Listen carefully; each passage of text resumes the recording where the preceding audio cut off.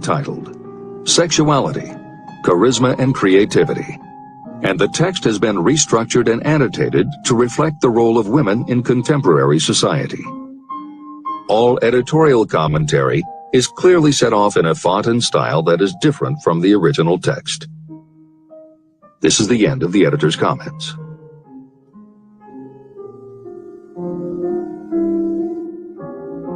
Both poverty and riches are the offspring of thought. Chapter 2. Thoughts are things. The man who thought his way into partnership with Thomas A. Edison. Truly, thoughts are things, and powerful things, when they are mixed with definiteness of purpose, persistence, and a burning desire for their translation into riches or other material objects. Some years ago, Edwin C. Barnes discovered how true it is that you really can think and grow rich. His discovery did not come about at one sitting. It came little by little, beginning with a burning desire to become a business associate of the great Thomas Edison. One of the chief characteristics of Barnes' desire was that it was definite. He wanted to work with Edison, not for him. Pay close attention to the story of how he turned his desire into reality, and you'll have a better understanding of the principles that lead to riches. When this desire, or this thought, first flashed into his mind, he was in no position to act upon it. Two problems stood in his way. He did not know Mr. Edison, and he did not have enough money to buy a train ticket to West Orange, New Jersey, where the famed Edison Laboratory was located. These problems would have discouraged the majority of people from making any attempt to carry out the desire. But his was no ordinary desire. The Inventor and the Tramp. Edwin C. Barnes presented himself at Mr. Edison's laboratory and announced that he had come to go into business with the inventor. Years later, in speaking about that first meeting, Mr. Edison said about Barnes, "He stood there before me looking like an ordinary tramp, but there was something in the expression of his face which conveyed the impression that he was determined to get what he had come after. I had learned from years of experience with men that when a man really desires a thing so deeply that he is willing to stake his entire future on a single turn of the wheel in order to get it, he is sure to win. I gave him the opportunity he asked for, because I saw he had made up his mind to stand by until he succeeded. Subsequent events proved that no mistake was made." It could not have been the young man's appearance that got him his start in the Edison office. That was definitely against him. It was what he thought that counted. Barnes did not get his partnership with Edison on his first interview. What he did get was a chance to work in the Edison offices at a very nominal wage. Months went by. Nothing happened to bring nearer the goal that Barnes had set as his definite major purpose. But something important was happening in Barnes' mind. He was constantly intensifying his desire to become the business associate of Edison. Psychologists have correctly said, when one is truly ready for a thing, it puts in its appearance. Barnes was ready for a business association with Edison, and he was determined to remain ready until he got what he was seeking. He did not say to himself, well, what's the use? I guess I'll change my mind and try for a salesman's job. But he did say, I came here to go into business with Edison, and I'll accomplish my goal if it takes the remainder of my life. He meant it. What a different story people would tell if only they would adopt a definite purpose and stand by that purpose until it had time to become an all-consuming obsession. Maybe young Barnes did not know it at the time, but his bulldog determination and his persistence in focusing on a single desire was destined to mow down all opposition and bring him the opportunity he was seeking. When the opportunity came, it appeared in a different form and from a different direction than Barnes had expected. That is one of the tricks of opportunity. It has a sly habit of slipping in by the back door, and often it comes disguised in the form of misfortune or temporary defeat. Perhaps this is why so many people fail to recognize opportunity. Mr. Edison had just perfected a new device, known at that time as the Edison dictating machine. His salesmen were not enthusiastic about the machine. They did not believe it could be sold without great effort. Barnes saw his opportunity. It had crawled in quietly, hidden in a queer-looking machine that interested no one but Barnes and the inventor. Barnes knew he could sell the Edison dictating machine, and he told Edison so. Edison decided to give him his chance. And Barnes did sell the machine. In fact, he sold it so successfully that Edison gave him a contract to distribute and market it all over the nation. Out of that business association, Barnes made himself rich in money, but he did something infinitely greater. He proved that you really can think and grow rich. How much actual cash that original desire of Barnes was worth to him, I have no way of knowing. Perhaps it brought him $2 or $3 million. Editor's comment: $3 million in the early years of the 20th century would be comparable to more than $50 million in terms of buying power at the beginning of the 21st century. This is the end of the editor's comment. But the amount becomes insignificant compared with the greater asset he acquired: the definite knowledge that an intangible impulse of thought can be transmuted into material rewards by the application of known principles. Barnes literally thought himself into a partnership with the great Edison. He thought himself into a fortune. He had nothing to start with except knowing what he wanted and the determination to stand by that desire until he realized it. 3 feet from gold. One of the most common causes of failure is the habit of quitting when you're overtaken by temporary defeat. Every person is guilty of this mistake at one time or another. During the gold rush days, an uncle of my friend R.U. Darby was caught by gold fever, and he went west to Colorado to dig and grow rich. He had never heard that more gold has been mined from the thoughts of men than has ever been taken from the earth. He staked a claim and went to work with pick and shovel. After weeks of labor, he was rewarded by the discovery of the shining ore. He needed machinery to bring the ore to the surface. Quietly, he covered up the mine and returned to his home in Williamsburg, Maryland. He told his relatives and a few neighbors about the strike. They got together the money for the machinery and had it shipped. R.U. Darby decided to join his uncle, and they went back to work the mine. The first car of ore was mined and shipped to a smelter. The returns proved they had one of the richest mines in Colorado. A few more cars of that ore would clear their debts. Then would come the big killing in profits.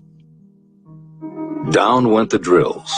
Up went the hopes of Darby and Uncle. Then something happened. The vein of gold ore disappeared. They had come to the end of the rainbow, and the pot of gold was no longer there. They drilled on, desperately trying to pick up the vein again, all to no avail. Finally, they decided to quit. They sold the machinery to a junkman for a few $100s and took the train back home. The junkman called in a mining engineer to look at the mine and do a little calculating. The engineer advised that the project had failed because the owners were not familiar with fault lines. His calculations showed that the vein would be found just 3 feet from where the Darbys had stopped drilling. And that is exactly where it was found. The junkman took millions of dollars in ore from the mine because he knew enough to seek expert counsel before giving up. Long afterward, Mr. Darby recouped his loss many times over when he made the discovery that desire can be transmuted into gold. The discovery came after he went into the business of selling life insurance. Never forgetting that he lost a huge fortune because he stopped 3 feet from gold, Darby profited by the experience in his newly chosen field. He simply said to himself, "I stopped 3 feet from gold, but I will never stop because men say no when I ask them to buy insurance." Darby became one of a small group of men who sell over $1 million in life insurance annually. He owed his stickability to the lesson he learned from his quitability in the gold mining business. Before success comes in anyone's life, that person is sure to meet with much temporary defeat, and perhaps some failure. When defeat overtakes a person, the easiest and most logical thing to do is to quit. That is exactly what the majority of people do. More than 500 of the most successful people this country has ever known told me their greatest success came just one step beyond the point at which defeat had overtaken them. Failure is a trickster with a keen sense of irony and cunning. It takes great delight in tripping you just when success is almost within reach. Editor's comments. Napoleon Hill's creed, "Every failure brings with it the seed of an equivalent success," was the inspiration for entrepreneur and motivational speaker Wayne Allen Root to write his book, The Joy of Failure. Published in the late 1990s, it not only tells Wayne's personal story of using his failures as stepping stones to success, he also recounts stories from other successful people, which prove that the rich and famous got to be that way only because of what they learned from their failures. People such as Jack Welch, the hugely successful CEO of General Electric, who early in his career failed dramatically when a plastics plant for which he was responsible blew up. Billionaire Charles Schwab was a failure at school and university, flunking basic English twice due to a learning disability, and then failed on Wall Street more than once before he thought of the idea that grew to make him very rich indeed. Sylvester Stallone, Bruce Willis, Oprah Winfrey, Bill Clinton, Stephen Jobs, Donald Trump, and a host of other equally well-known achievers all had to fail in order to learn the lessons that ultimately made them successes. Every one of them was a failure, but none of them was defeated. Charles F. Kettering, who patented more than 200 inventions including the automobile ignition, the spark plug, Freon for air conditioners, and the automatic transmission, said, "From the time a person is 6 years old until he graduates from college, he has to take 3 or 4 examinations a year. If he flunks once, he is out. But an inventor is almost always failing. He tries and fails maybe 1,000 times. If he succeeds once, then he's in." These two things are diametrically opposite. We often say that the biggest job we have is to teach a newly hired employee how to fail intelligently. We have to train him to experiment over and over and to keep on trying and failing until he learns what will work. Failures are just practice shots. This is the end of the editor's comment. A 50-cent lesson in persistence. Shortly after Mr. Darby received his degree from the University of Hard Knocks, he witnessed something that proved to him that no does not necessarily mean no. One afternoon, he was helping his uncle grind wheat in an old-fashioned mill. The uncle operated a large farm on which a number of sharecropper farmers lived. Quietly, the door was opened and a small child, the daughter of a tenant, walked in and took her place near the door. The uncle looked up, saw the child, and barked at her roughly, "What do you want?" Meekly, the child replied, "My mom says to send her 50 cents. "I'll not do it," the uncle retorted. "Now you run on home." But she did not move. The uncle went ahead with his work, not noticing that she did not leave. When he looked up again and saw her still standing there, he said, "I told you to go on home. Now go or I'll take a switch to you." But she did not budge. The uncle dropped a sack of grain he was about to pour into the mill hopper and started toward the child. Darby held his breath. He knew his uncle had a fierce temper. When the uncle reached the spot where the child was standing, she quickly stepped forward one step, looked up into his eyes, and screamed at the top of her voice, "My mom's gotta have that 50 cents!" The uncle stopped, looked at her for a minute, put his hand in his pocket, took out $50 and gave it to her. The child took the money and slowly backed toward the door, never taking her eyes off the man whom she had just conquered. After she had gone, the uncle sat down on a box and looked out the window into space for more than 10 minutes. He was pondering, with awe, over the whipping he had just taken. Mr. Darby, too, was doing some thinking. This was the first time in all his experience that he had seen a child deliberately master an adult. How did she do it? What happened to his uncle that caused him to lose his fierceness and become as docile as a lamb? What strange power did this child use that made her master of the situation? These questions flashed into Darby's mind, but he did not find the answer until years later when he told me the story. Strangely, the story of this unusual experience was told to me in the old mill on the very spot where the uncle took his whipping. As we stood there in that musty old mill, Mr. Darby repeated the story and finished by asking, "What can you make of it? What strange power did that child use that so completely whipped my uncle?" The answer to his question will be found in the principles described in this book. The answer is full and complete. It contains enough details and instructions for you to understand and apply the same force that the little child accidentally stumbled upon.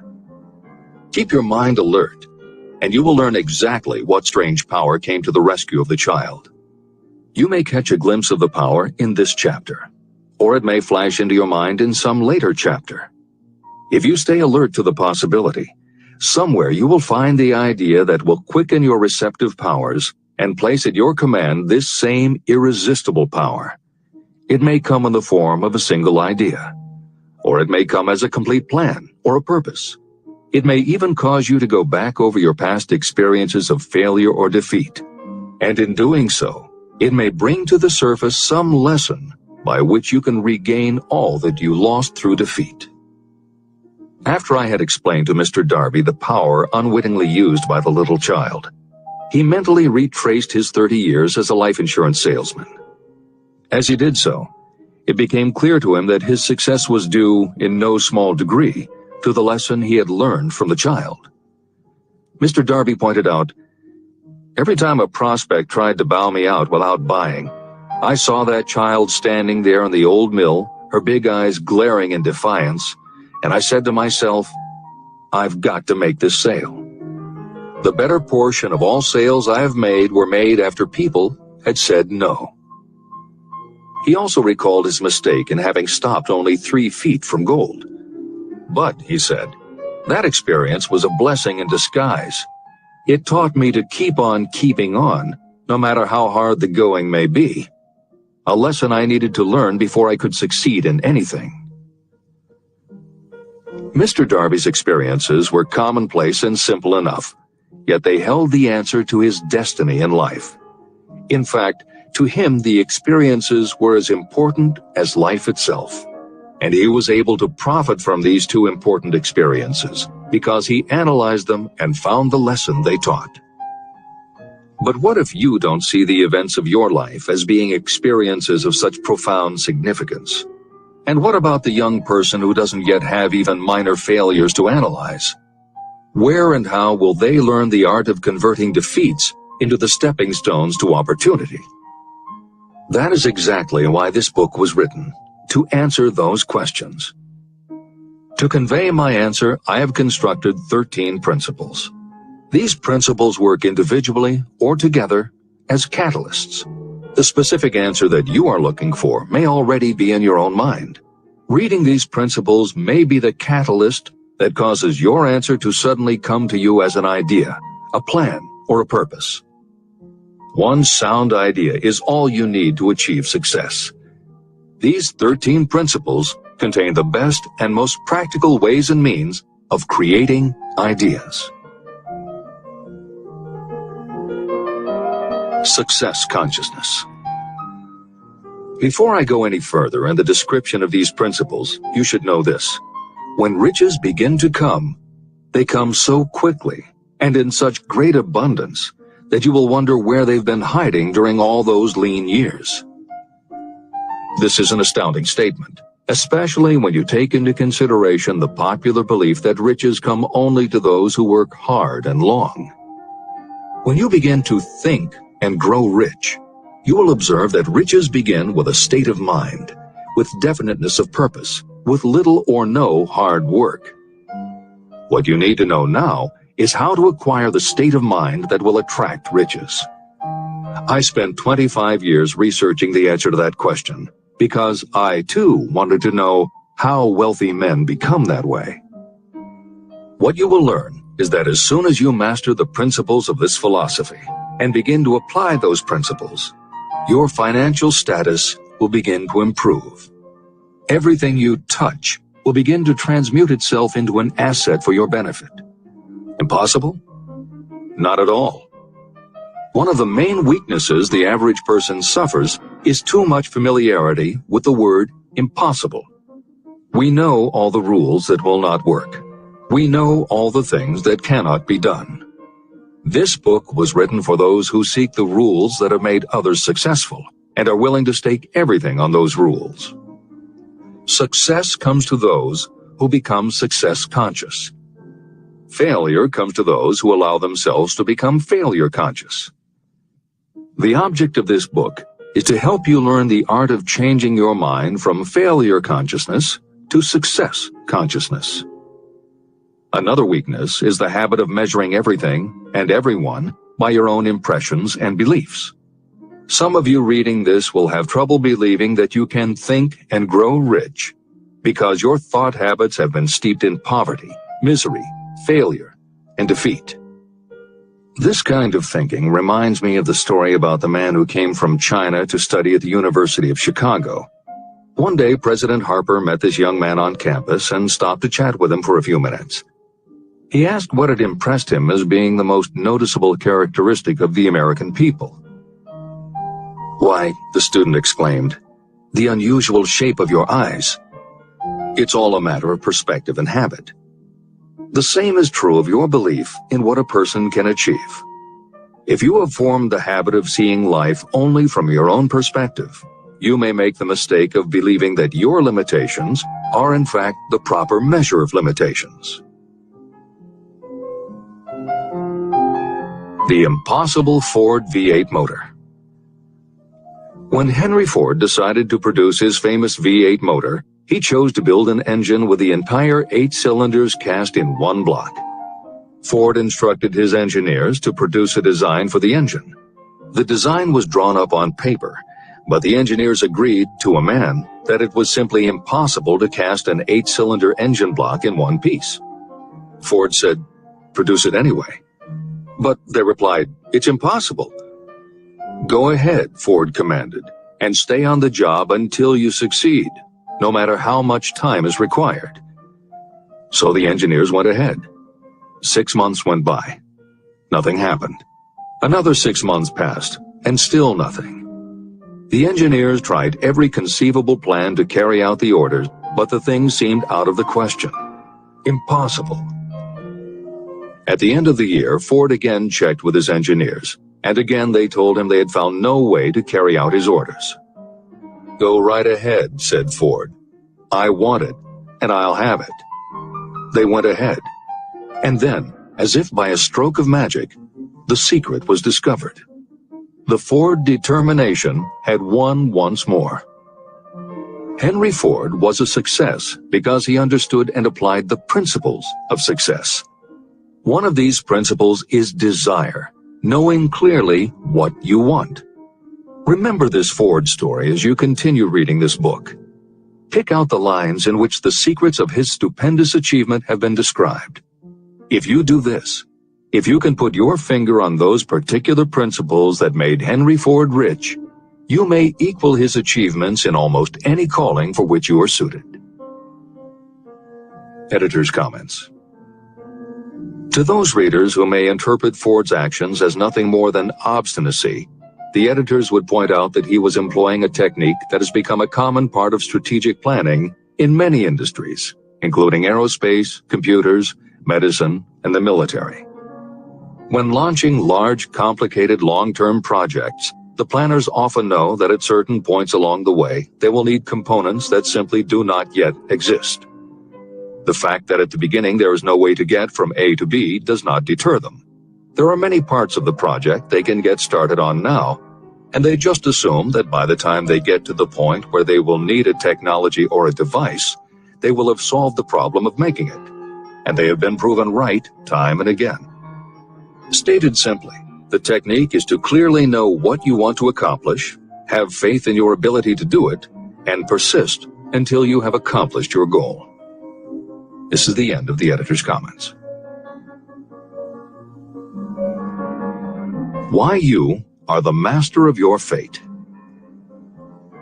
When the famed English poet William Henley wrote the prophetic lines, "I am the master of my fate, I am the captain of my soul," he should have informed us that the reason we are the masters of our fate, the captains of our souls, is that we have the power to control our thoughts.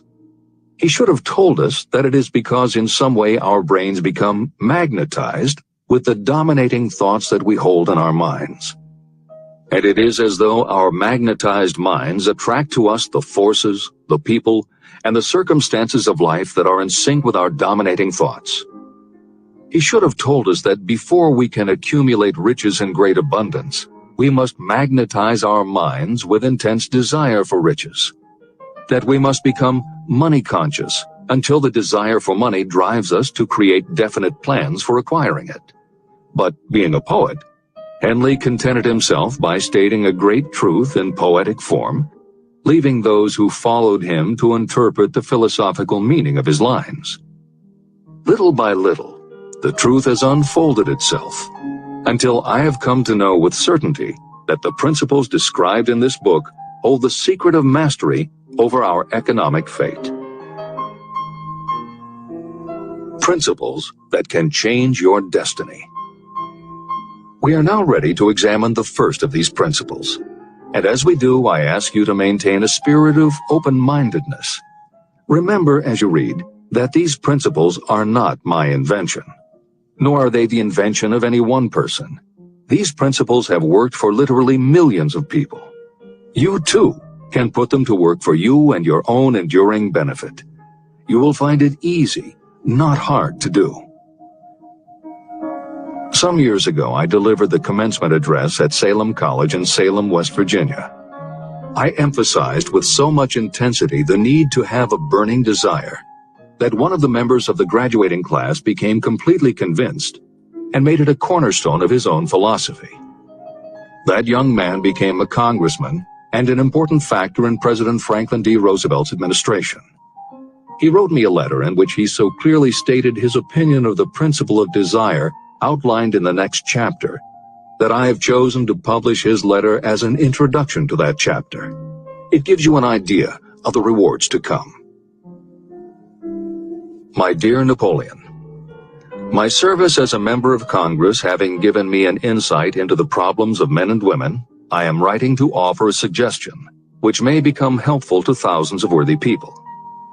In 1922, you delivered the commencement address at Salem College, when I was a member of the graduating class. In that address, you planted in my mind an idea, which has been responsible for the opportunity I now have to serve the people of my state, and will be responsible in a very large measure for whatever success I may have in the future.